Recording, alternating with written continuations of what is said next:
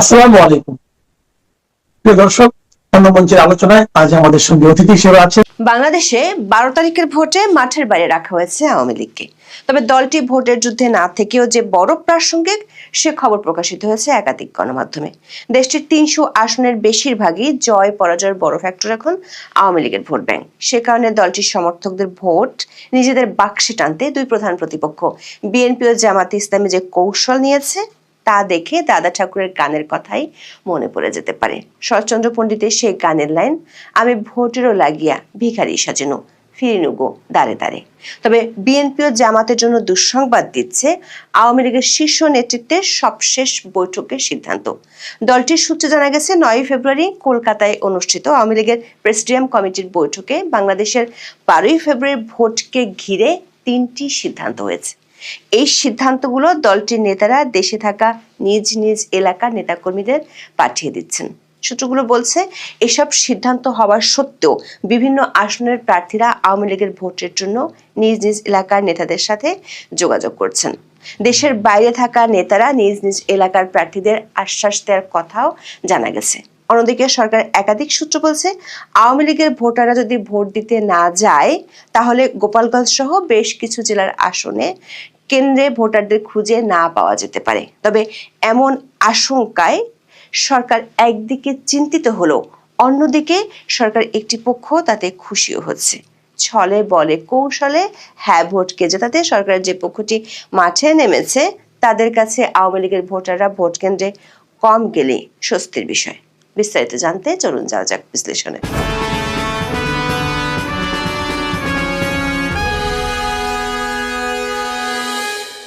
বাংলাদেশে 12 ফেব্রুয়ারি ভোটের সুষ্ঠু পরিবেশ নিশ্চিত করার চেয়ে দেশটির নির্বাচন কমিশন ব্যস্ত ভোট কেন্দ্রে মোবাইল নিয়ে যাওয়া যাবে কিনা তা নিয়ে। দিনের শুরুতে নির্বাচন কমিশনের উদ্ভট সিদ্ধান্তে সামাজিক মাধ্যম ও রাজনৈতিক আলোচনায় ব্যাপক হইচই পড়ে যায়। নির্বাচন কমিশন হঠাৎই জানায় ভোট কেন্দ্রে কেউই মোবাইল ফোন নিয়ে যেতে পারবে না ও ব্যবহার করতে পারবে না। কমিশনের এমন সিদ্ধান্তে প্রথমে সাংবাদিক ও পরে রাজনৈতিক দলগুলোর পক্ষ থেকে তীব্র আপত্তি আসে। শেষমেশ নির্বাচন কমিশন জানিয়েছে সাংবাদিক কেন, ভোটার প্রার্থী সবাই ভোট কেন্দ্রে মোবাইল নিয়ে যেতে পারবে, তবে গোপন কক্ষে মোবাইল ব্যবহার করতে পারবে না। নির্বাচন কমিশনের এমন সিদ্ধান্তের চেয়ে ভোট যুদ্ধে নামা প্রার্থীদের শেষ মুহূর্তে বেশি মাথা ব্যথা কার্যক্রম নিষিদ্ধ থাকা আওয়ামী লীগের ভোট ব্যাংক নিয়ে। যেমন ধরুন হবিগঞ্জ 1 আসনের কথা। এই আসনে এবার বিএনপি প্রার্থী হয়েছে প্রয়াত আওয়ামী লীগ নেতা ও সাবেক অর্থমন্ত্রী শাহ এএমএস কিবরিয়ার ছেলে রেজা কিবরিয়া। আওয়ামী লীগের শত্রু হিসেবে পরিচিত রেজা কিবরিয়ার কাছে এখন আওয়ামী লীগের ভোটাররাই সবচেয়ে বেশি প্রিয়। নবীগঞ্জের কয়েকজন বাসিন্দা জানিয়েছেন, আওয়ামী লীগ ভোটে না থাকলেও তাদের সমর্থকদের কাছে টানতে চেষ্টা করছেন বিএনপি ও বিএনপি থেকে বহিষ্কৃত স্বতন্ত্র প্রার্থী দুই পক্ষই। তাদের ভাষ্য, হিন্দু সম্প্রদায় ও আওয়ামী লীগের ভোটাররা যে প্রার্থীকে বেশি ভোট দেবে দেখা যাবে সেই প্রার্থী এগিয়ে থাকবেন। আবার বুড়িচং ও ব্রাহ্মণপাড়া এই দুই উপজেলা নিয়ে গঠিত কুমিল্লা 5 সংসদীয় আসন। আওয়ামী লীগের দুর্গ বলে পরিচিত এই আসনটিতে নিজেদের অবস্থান শক্ত করতে দলটির সমর্থকদের ভোট নিশ্চিত করতে চায় বিএনপি, জামাত ইসলামী ও এবি পার্টির প্রার্থীরা। এমন চিত্র দেখা যাচ্ছে দেশের বেশিরভাগ আসনে। এমনকি প্রার্থীরা দেশের বাইরে থাকা আওয়ামী লীগের নেতাদের সাথেও নিয়মিত যোগাযোগ রাখছেন। মাদারীপুর 1 আসনের প্রার্থী নাদির আক্তারের নির্বাচনী জনসভায় আওয়ামী লীগের নেতারা জয় বাংলা, জয় বঙ্গবন্ধু স্লোগান দিয়ে বিএনপির জন্য ভোট চেয়েছে। জেলার বর্তমান ও সাবেক সব জনপ্রতিনিধি আওয়ামী লীগ ও সাবেক চিফ হুইপ নুরি আলম চৌধুরী লিটনের অনুসারী। সাবেক এই সংসদ সদস্যের সবুজ সংকেত পাওয়ার পর থেকে আওয়ামী লীগের পলাতক নেতাকর্মীরা প্রকাশ্যে উঠান বৈঠকগুলোতে হাজির হয়ে বিএনপি প্রার্থীর প্রচারণায় অংশ নিয়েছেন।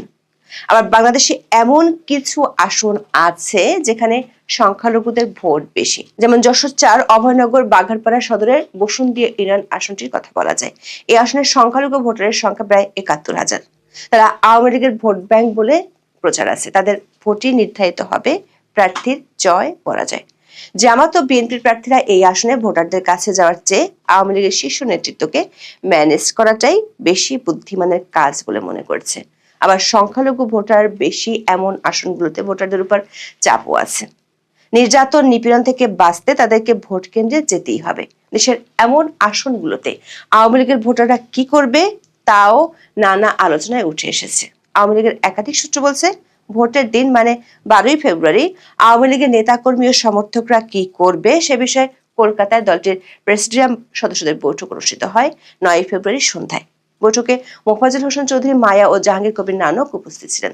তার আগে নেতারা দিল্লিতে থাকা সাবেক প্রধানমন্ত্রী শেখ হাসিনার সাথে কথা বলেছেন। বৈঠকে 3টি সিদ্ধান্ত নেওয়া হয়েছে। প্রথমটি হলো আওয়ামী লীগের নেতাকর্মীরা ভোট কেন্দ্রে যাবে না, অর্থাৎ নো ভোট নো ভোট কর্মসূচি সফল করার নির্দেশ দেওয়া হয়েছে। দ্বিতীয়টি হলো কোনো কারণে, বিশেষ করে নির্যাতন ও নিপীড়ন থেকে বাঁচার জন্য যদি ভোট কেন্দ্রে যেতে হয় তাহলে গণভোটের ব্যালটে না ভোট দেয়া। তৃতীয়টি হলো সংসদ নির্বাচনের ব্যালটে ভোট এমন ভাবে দেয়া যাতে সেটি বাতিল হয়ে যায়। তবে দলটির পক্ষ থেকে স্থানীয় পর্যায়ে নির্দেশ দেওয়া হয়েছে কোনোভাবেই যেন স্বাধীনতা বিরোধী কোনো শক্তিকে ভোট দেয়া না হয়। দলীয় এই সিদ্ধান্ত স্থানীয় নেতাকর্মীদের কাছে পাঠাচ্ছেন দলটির নেতারা। দর্শক, ভোট বর্জনের ডাক আওয়ামী লীগ তফসিল ঘোষণার পর থেকে দিয়েছে। আওয়ামী লীগের এমন সিদ্ধান্তে দুই প্রধান দলের প্রার্থীরা যেমন চিন্তিত, তেমনি ভাবনায় পড়েছে সরকার একটি পক্ষ।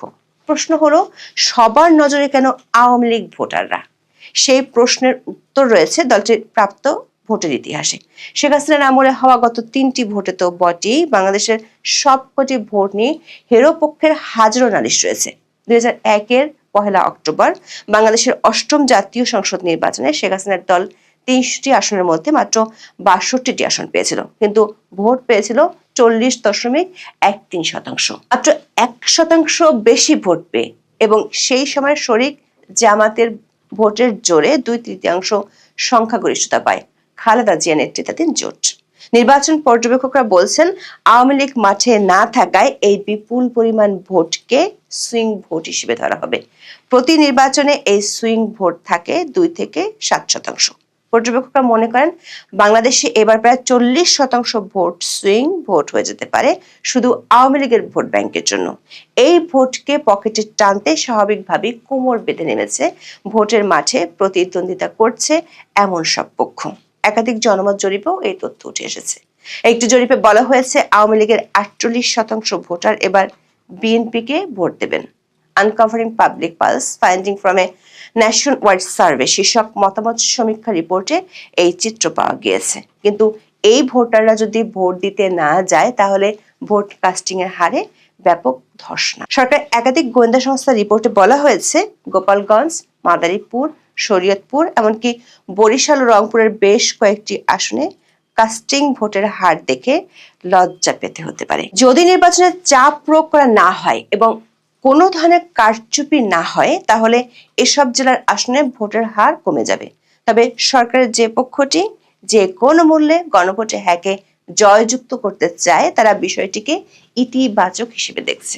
সরকারের ধারণা আওয়ামী লীগের ভোটাররা কেন্দ্রে গেলে ভোটার হার বেড়ে যাবে, সেক্ষেত্রে বিপদ হবে জুলাই সনদের। তখন না ভোটকে ঠেকাতে সরকারকে অতীতের মতোই কারচুপির আশ্রয় নিতে হতে পারে। সরকার একটি সংস্থা রিপোর্টে বলা হয়েছে আওয়ামী লীগের ভোটাররা ভোট দিতে গেলে সংসদীয় নির্বাচনের ব্যালটে বাতিল ভোটের সংখ্যা অনেক বেশি হতে পারে। সেটি হলে প্রথমবারের মতো বাতিল ভোটের সংখ্যা একটি রেকর্ড করতে পারে, যেটি হয়তো অধ্যাপক ইউনূসের ঐতিহাসিক নির্বাচনকে নতুন মাত্রা দিবে। এখন এই পর্যন্ত। সবাই ভালো থাকুন, সুস্থ থাকুন, নিরাপদে থাকুন। দেখা হবে আগামী পর্বে। 12 ফেব্রুয়ারি সবকিছু ঠিকঠাক থাকলে জাতীয় সংসদ নির্বাচনের পাশাপাশি একসাথে অনুষ্ঠিত হবে গণভোট। তবে সরকারি প্রচার আর সরকারের কর্তা ব্যক্তিদের হম্বি তম্বি দেখে আপনার হয়তো মনে হতে পারে এটি আসলে গণভোট নয়, এটি হলো মিশন হ্যাঁ ভোট। অন্তর্বর্তীকালীন সরকার এবং এর অংশীজনরা এই গণভোটের পক্ষে হ্যাঁ ভোট দেওয়ার জন্য রাষ্ট্রীয় পর্যায়ে যেভাবে ব্যাপক প্রচারণা চালাচ্ছে আর আইনের ভুল ব্যাখ্যা দিচ্ছে তা নিয়ে রাজনৈতিক মহলে এবং নাগরিক সমাজে তীব্র প্রতিক্রিয়া দেখা দিয়েছে। তার চেয়েও বড় কথা হলো হ্যাঁ ভোটের প্রচার নিয়ে সরকার ও নির্বাচন কমিশন মুখোমুখি অবস্থানে নেমে গেছে। একদিকে নির্বাচন কমিশন সরকারি কর্মকর্তা কর্মচারীদের রাজনৈতিক নিরপেক্ষতা বজায় রাখার নির্দেশ দিচ্ছে, অন্যদিকে সরকারের মন্ত্রিপরিষদ বিভাগ থেকে সরকারি দপ্তরে হ্যাঁ ভোটের প্রচারণার জন্য লোগো ও ব্যানার ব্যবহারের নির্দেশ জারি করা হয়েছে। সূত্রগুলো বলছে, অধ্যাপক আলী রিয়াজের পক্ষ থেকে যতই দাবি করা হোক না কেন, সরকারি কর্মকর্তা কর্মচারীদের হ্যাঁ ভোটের পক্ষে প্রচারণায় নামতে কোনো আইনি বাধা নেই। বাস্তবতা হলো 1979 সালের প্রজাতন্ত্রের কর্মচারী আইন বিধিমালা অনুযায়ী অশনির সংকেত দেখতে পাচ্ছেন। আমলাদের আশঙ্কা ভবিষ্যতে এর জন্য তাদেরকে কেজি ধরে জেলে যেতে হতে পারে। সরকারের পক্ষ থেকে দাবি করা হচ্ছে যে এই গণভোটে হ্যাঁ ভোট প্রদান করা সুশাসন প্রতিষ্ঠার জন্য অপরিহার্য। কিন্তু সংবিধান, নির্বাচনী আইন এবং প্রজাতন্ত্রের কর্মচারীদের আচরণবিধি বিশ্লেষণ করলে দেখা যায় সরকারের যুক্তিগুলো এবং প্রচারণার পদ্ধতিগুলো সরাসরি আইনি ও সাংবিধানিক লঙ্ঘনের শামিল। বিস্তারিত জানতে চলুন যাওয়া যাক বিশ্লেষণ।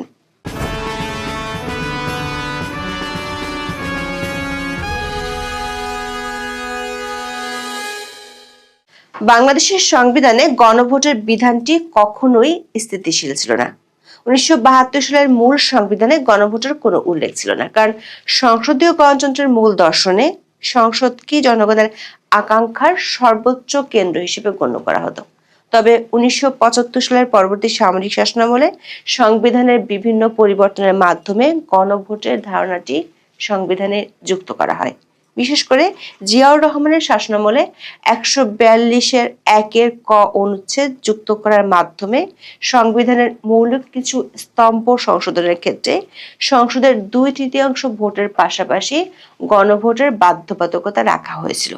ঐতিহাসিকভাবে দেখা গেছে বাংলাদেশে গণভোট প্রায়শই কোনো অনির্বাচিত বা বিশেষ শাসক গোষ্ঠীর ক্ষমতা বা তাদের প্রণীত ব্যবস্থার বৈধতা অর্জনের একটি সরঞ্জাম হিসেবে ব্যবহৃত হয়েছে, যেমনটা করছে বর্তমান অন্তর্বর্তী সরকারও। 2011 সালের 15তম সংশোধনের মাধ্যমে আওয়ামী লীগ সরকার এই গণভোটের বিধানটি বিলুপ্ত করে, যা সুপ্রিম কোর্টের সাম্প্রতিক রায়ে অবৈধ ঘোষিত হয়েছে। এই রায়ের পর পরোক্ষভাবে গণভোটের বিধানটি পুনরুজ্জীবিত হয়েছে বলে বর্তমান সরকার দাবি করছে। কিন্তু এই পুনরুজ্জীবনের প্রক্রিয়া এবং প্রয়োগ পদ্ধতি নিয়ে মূল বিতর্ক দেখা দিয়েছে। 2026 সালের গণভোটটি মূলত জুলাই ন্যাশনাল চার্টার 2025 বা জুলাই সনদকে ঘিরে হবে।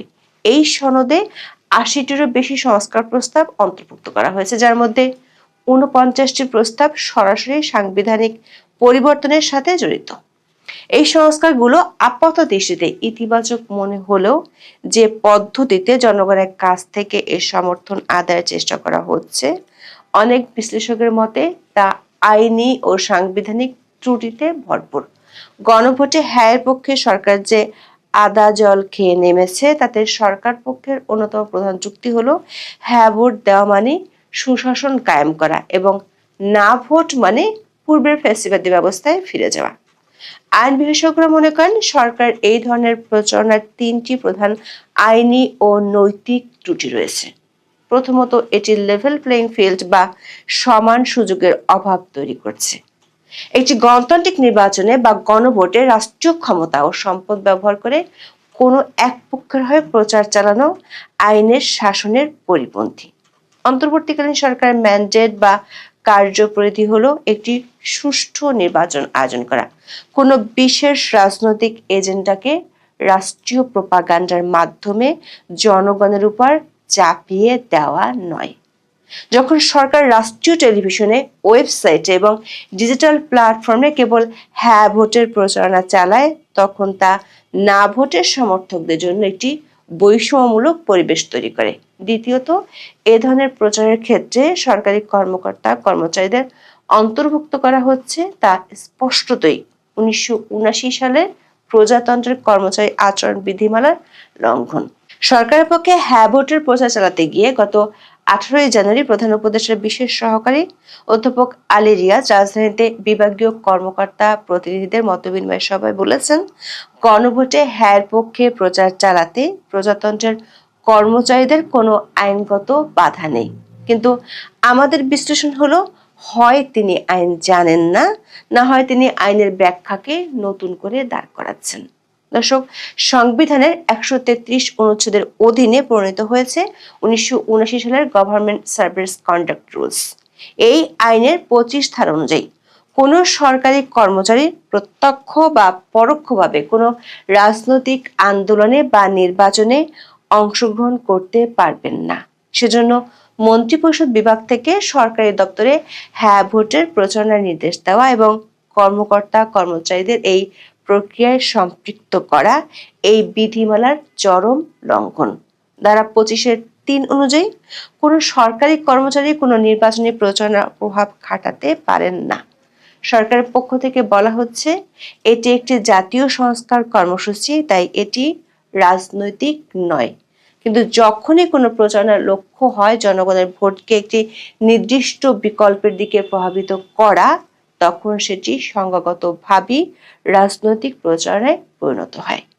1979 সালের আচরণবিধির রুল 25-এর মূল উদ্দেশ্য ছিল প্রজাতন্ত্রের কর্মচারীদের কোনো নির্দিষ্ট আদর্শ বা ব্যবস্থার প্রতি একপাক্ষিক আনুগত্য থেকে দূরে রাখা।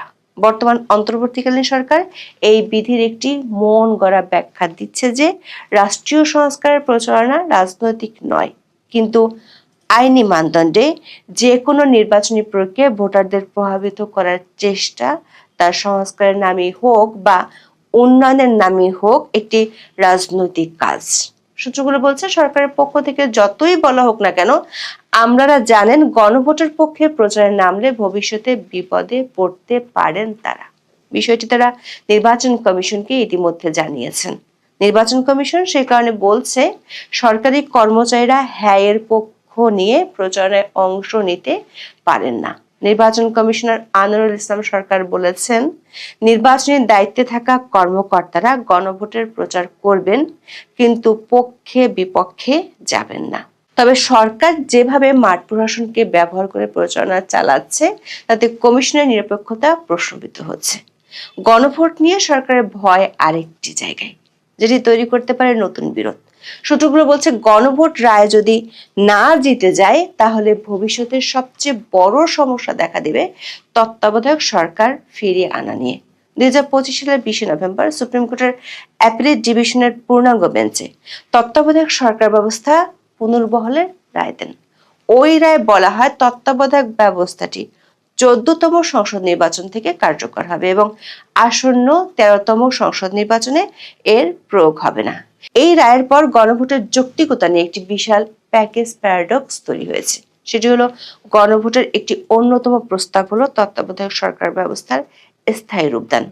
যদি দেশের সর্বোচ্চ আদালত ইতিমধ্যে এই ব্যবস্থাটি পুনরুজ্জীবিত করে থাকে, তবে একই বিষয়ে আবার জনগণের ম্যান্ডেট চাওয়ার আইনি ভিত্তি দুর্বল হয়ে পড়ে। আবার গণভোটে জনগণ যদি না রায় দেয়, তাহলে সেটি আদালতের আদেশের সাথে জনগণের ইচ্ছার এক সরাসরি সংঘাত তৈরি করবে। সূত্রগুলো বলছে নির্বাচন কমিশন হ্যাঁ ভোটের প্রচার থেকে পিছিয়ে আসার আরো একটি কারণ আছে। সেটি হলো এ ধরনের প্রচারণার সরাসরি আরপিওর লঙ্ঘন। আরপিওর নতুন সংশোধনী অনুযায়ী সামাজিক যোগাযোগ মাধ্যমে মিথ্যা তথ্য প্রচার এবং এআই এর অপব্যবহার নিষিদ্ধ করা হয়েছে। অথচ সরকার এবং তার সমর্থিত প্ল্যাটফর্মগুলো থেকে না ভোটের সমর্থকদের বিরুদ্ধে ব্যাপক অপপ্রচার চালানো হচ্ছে এবং তাদের দেশ বিরোধী হিসেবে চিহ্নিত করা হচ্ছে। ডিজিটাল প্ল্যাটফর্মে সরকারের একচেটিয়া নিয়ন্ত্রণ এবং হ্যাঁ ভোটের প্রচারণা আরপিও সেই ধারাগুলোর সাথে সাংঘর্ষিক, যা সব পক্ষের জন্য সমান সুযোগ নিশ্চিত করার কথা বলে। দর্শক, অন্তর্বর্তী সরকারের দাবি হলো গণতান্ত্রিক ব্যবস্থা দীর্ঘমেয়াদী করার জন্যই সরকার গণভোটে হ্যাঁকে জয়যুক্ত করতে চায়, কিন্তু এটি সুস্থ ও গণতান্ত্রিক গণভোট পরিচালনার জন্য আন্তর্জাতিকভাবে স্বীকৃত কিছু গাইডলাইন রয়েছে, যা পদে পদে লঙ্ঘন করছে বাংলাদেশের অন্তর্বর্তী সরকার। ভেনিস কমিশনের code of good practice on referendums অনুযায়ী কোনো গণভোটের প্রশ্ন হতে হবে নির্দিষ্ট, স্পষ্ট এবং সেখানে বিভিন্ন বিষয়ের জগা খিচুড়ি বা প্যাকেজ ডিল থাকা উচিত নয়।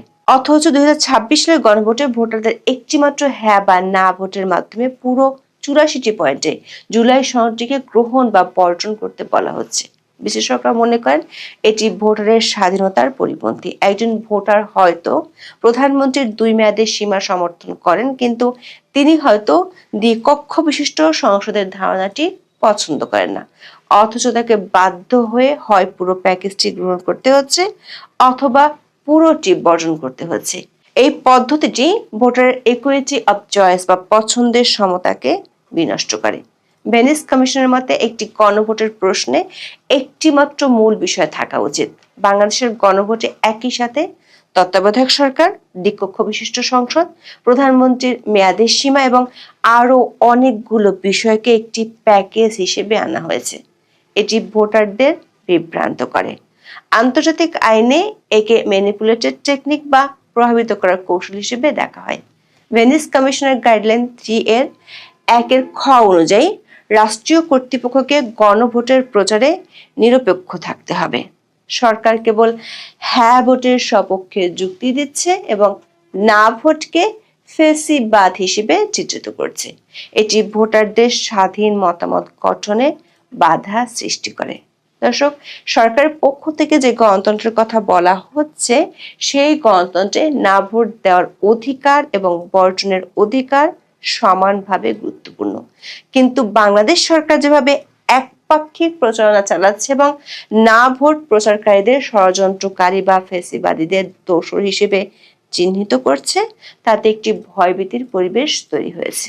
এটি আন্তর্জাতিক মানবাধিকার সনদের সরাসরি লঙ্ঘন। তবে গণভোট নিয়ে সরকারের চিন্তা আর এক জায়গায়।